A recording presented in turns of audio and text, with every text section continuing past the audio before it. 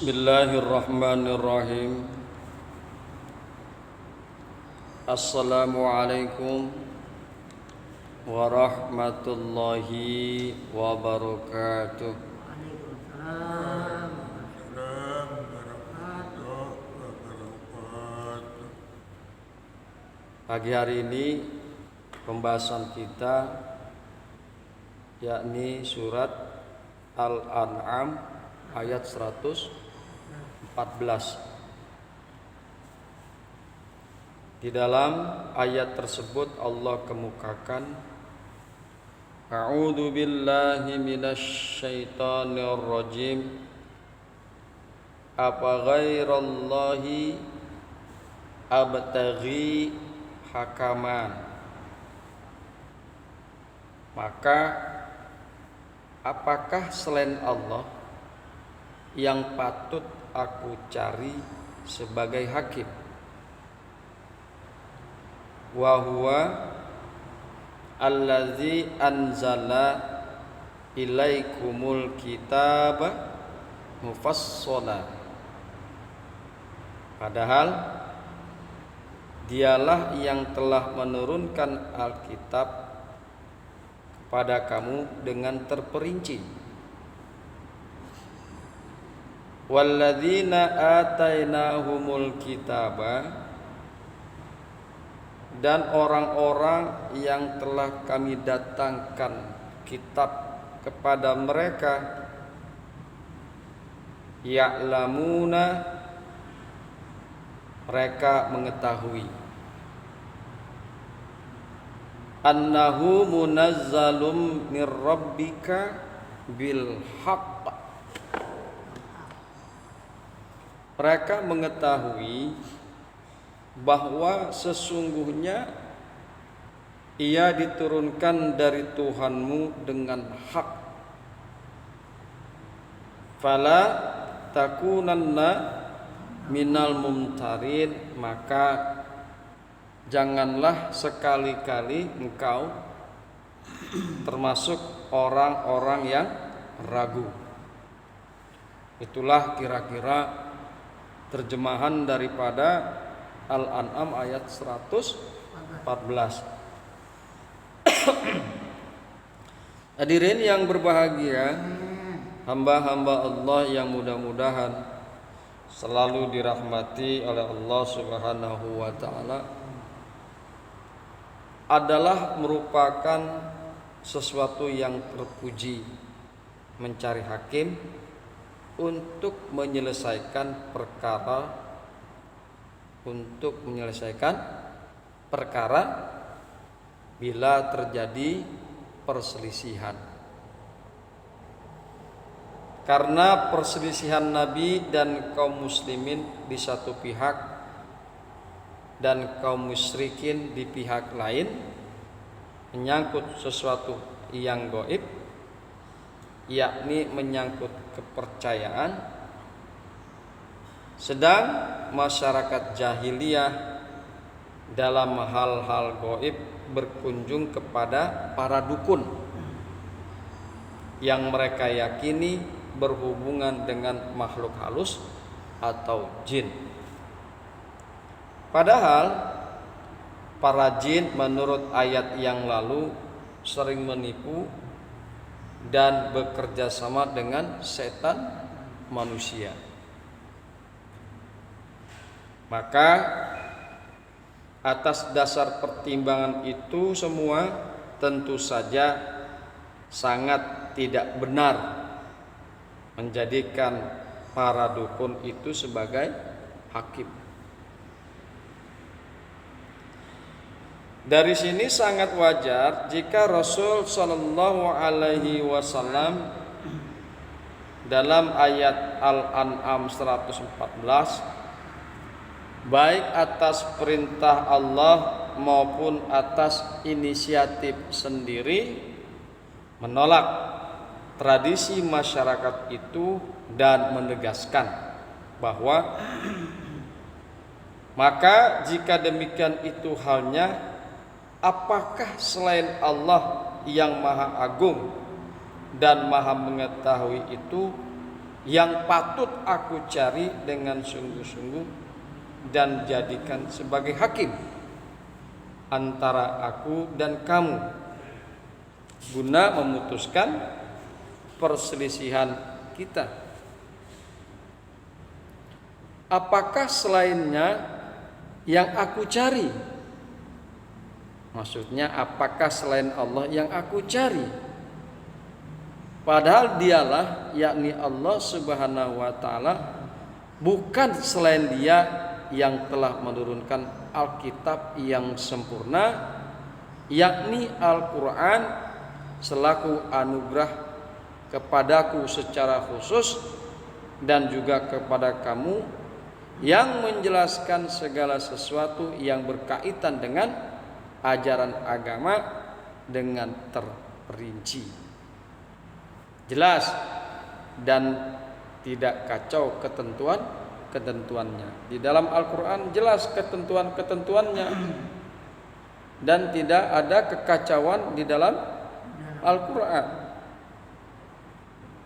Allah menurunkan kitab suci itu agar kamu mempelajari dan memperhatikannya sehingga kamu yakin tentang kebenaranku. Jadi alhamdulillah pagi hari ini kita selalu mengkaji tentang isi kandungan Al-Quran. Mudah-mudahan bermanfaat dan menumbuh kembangkan keyakinan kita kepada Allah Subhanahu wa ta'ala, keimanan kita kepada Allah Subhanahu wa ta'ala. Sebenarnya kami tahu bahwa isi hati kaum musyrikin telah mengetahui keistimewaan kitab Al-Quran itu, dan demikian juga orang-orang yang telah kami datangkan kitab kepada mereka, yakni para pemuka ahlul kitab yang mengetahui tentang Taurat dan Injil, serta mengetahui bahwa sesungguhnya Al-Quran itu diturunkan dari Tuhanmu, wahai Nabi Muhammad sallallahu alaihi wasallam. Atau engkau hai yang membaca atau mendengar ayat ini sesaat dan dalam kondisi apapun, termasuk orang-orang yang ragu. Jadi Al-Quran diturunkan dari Allah, hai Nabi Muhammad sallallahu alaihi wasallam, dengan hak, dengan benar. Maka janganlah sekali-kali engkau hai Nabi Muhammad atau engkau hai yang membaca atau mendengar ayat ini sesaat dan dalam kondisi apapun, termasuk orang-orang yang ragu. Jangan sampai kita termasuk kepada golongan orang-orang yang ragu terhadap Al-Quran. Jangan sampai.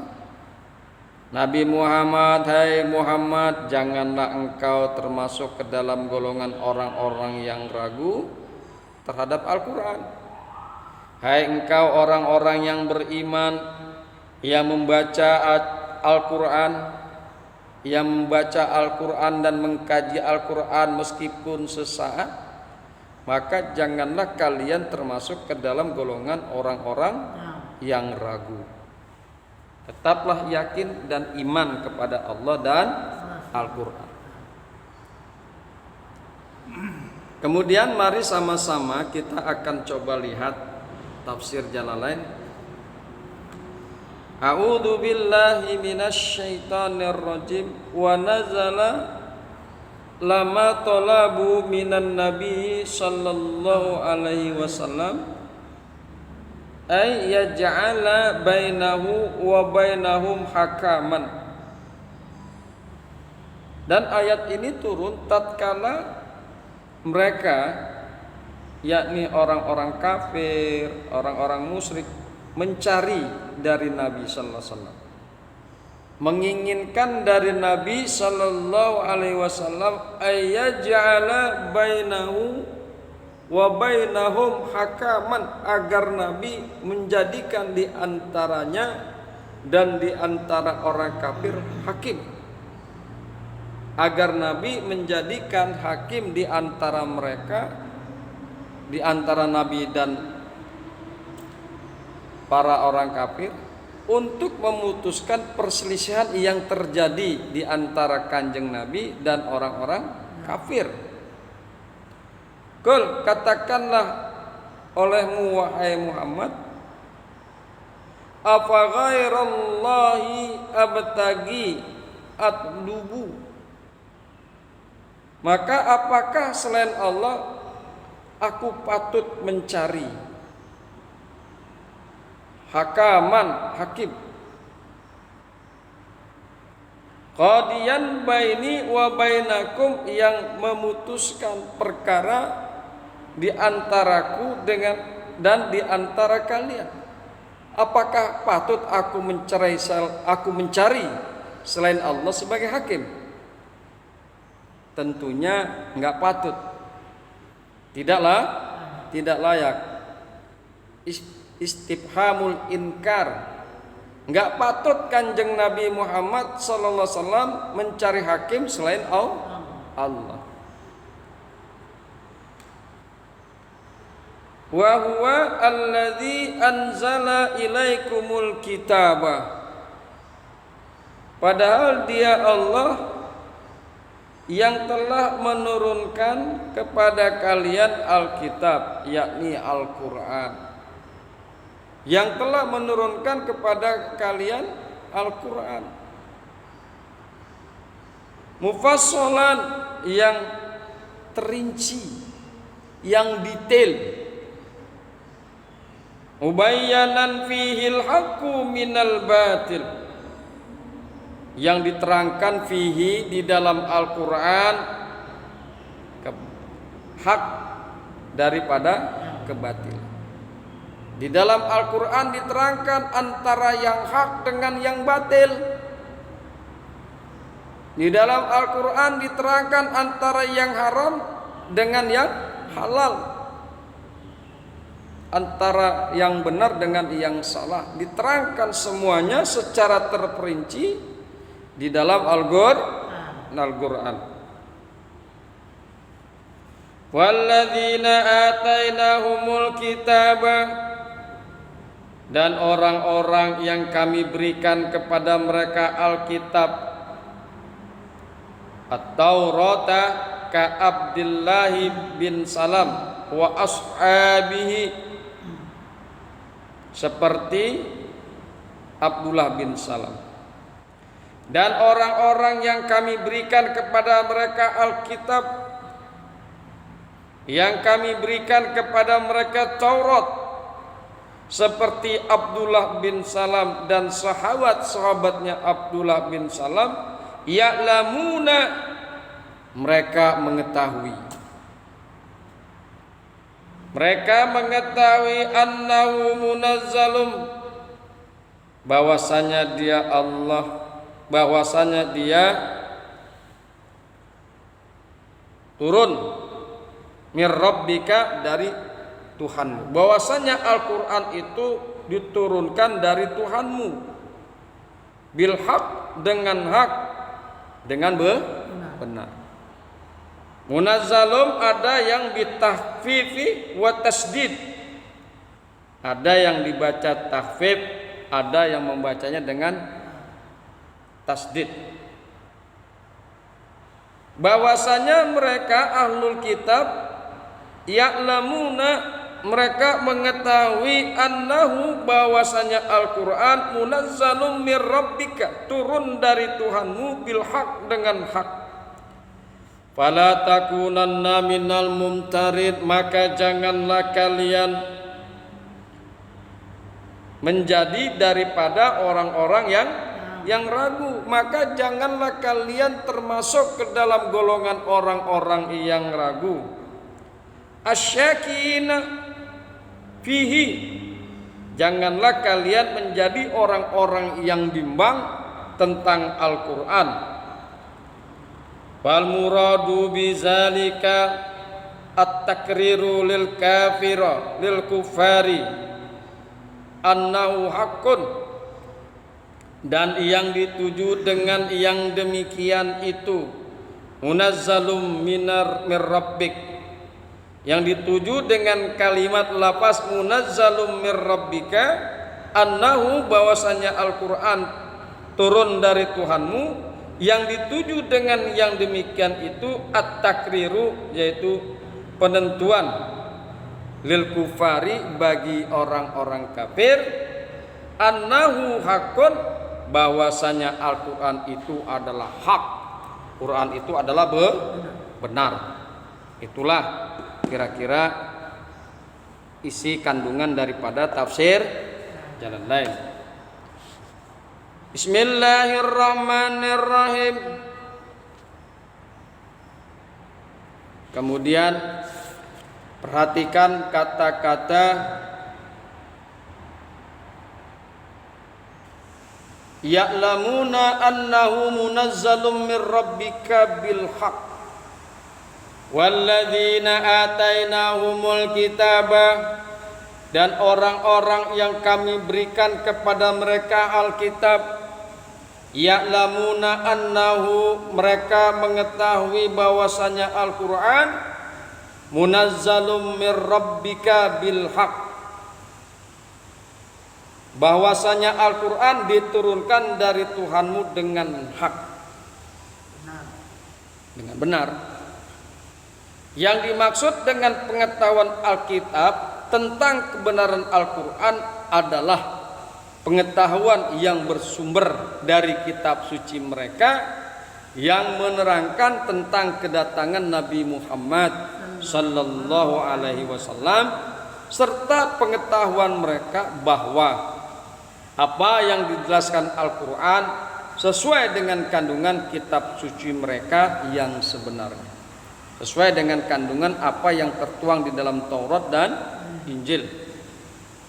Mereka sadar bahwa itu tidak mungkin diketahui oleh Nabi Muhammad sallallahu alaihi wasallam kecuali melalui wahyu, karena beliau tidak pandai membaca dan menulis, dan karena beliau tidak pernah belajar kepada siapapun. Jarak antara Nabi Muhammad SAW dengan nabi-nabi sebelumnya ratusan bahkan ribuan tahun. Ditambah pula Kanjeng Nabi Muhammad tidak pandai membaca, tidak pandai menulis. Ditambah pula Kanjeng Nabi Muhammad tidak pernah belajar kepada para ahlul kitab. Jadi Kanjeng Nabi Muhammad SAW mengetahui tentang kandungan Taurat dan Injil, bahwa akan datang nanti seorang Nabi akhir zaman, Al-Quran, tidak lain dan tidak bukan karena wahyu dari Allah Subhanahu wa Ta'ala. Jadi begitu, bahwa mereka ahlul kitab mengetahui bahwasanya Al-Quran itu adalah benar, diturunkan dari Allah. Justru mereka mengetahuinya dari kitab suci mereka, baik dari Taurat maupun dari Injil.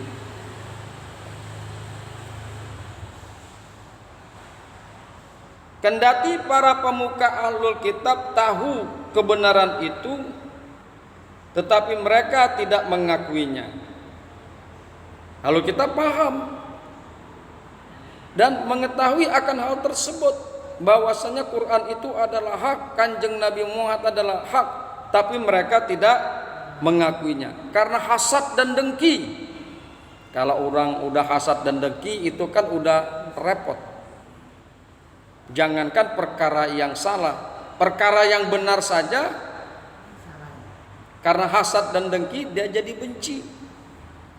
Dia tidak mengakui kebenaran Al-Quran dan kebenaran Kanjeng Nabi Muhammad sallallahu alaihi wasallam. Ada juga yang berpendapat bahwa yang dimaksud dengan mereka yang mengetahui itu adalah para pemuka Yahudi yang telah memeluk agama Islam seperti Abdullah bin Salam. Sebagaimana tadi di dalam tafsir Jalalain, ka Abdullah bin Salam wa ashabihi. Al-Quran diturunkan dengan hak. Kita lihat, annahu munazzalun mir rabbika bil haq, bahwasanya dia Al-Quran diturunkan dari Tuhanmu dengan hak. Al-Quran diturunkan dengan hak antara lain dalam arti bahwa sumbernya adalah hak, yang membawa dan menerimanya adalah hak, yaitu malaikat Jibril dan Nabi Muhammad sallallahu alaihi wasallam serta kandungannya hak. Ia bukannya bersumber dari setan atau dukun sebagaimana diduga sementara kaum musyrikin. Dalam konteks ini Allah berfirman, apakah akan aku beritakan kepada kamu kepada siapa setan-setan itu turun? Maka turun kepada setiap pendusta lagi yang banyak dosa.